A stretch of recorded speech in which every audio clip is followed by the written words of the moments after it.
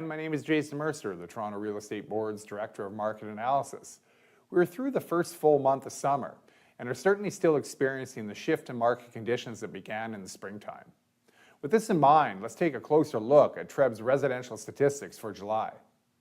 Greater Toronto Area Realtors reported 5,921 residential transactions through TREB's MLS system in July 2017. This result was down by 40.4% on a year-over-year basis, led by the detached market segment, both in the City of Toronto and the surrounding regions.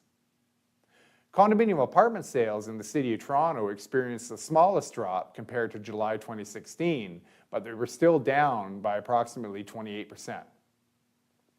While sales were down, the number of new listings reported were only slightly above last year's level, up by about 5%.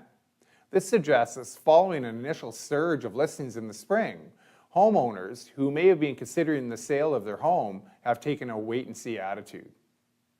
Active listings at the end of July were up strongly to more than 18,750 compared to approximately 11,300 active listings a year earlier.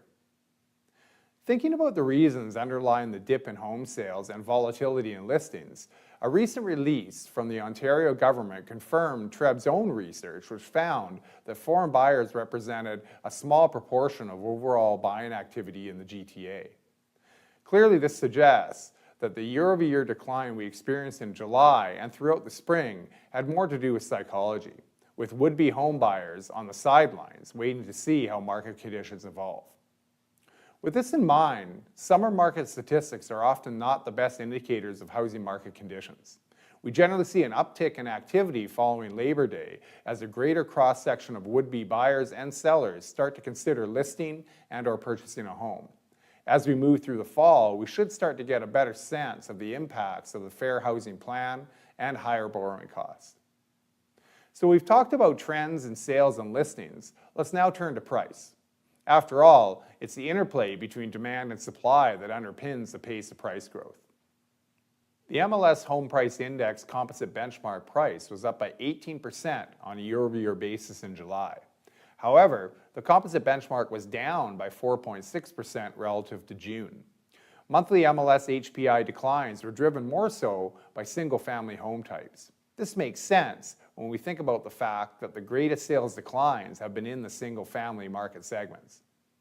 The average selling price for all home types combined was up by 5% year-over-year to $746,218. Home buyers benefited from more choice in the market this July compared to the same time last year, especially in the single-family market segments. This was reflected in home prices and home price growth.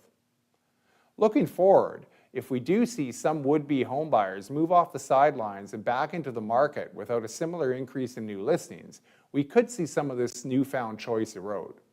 The recent changes in the sales and price trends have masked the fact that housing supply remains an issue in the Greater Toronto Area.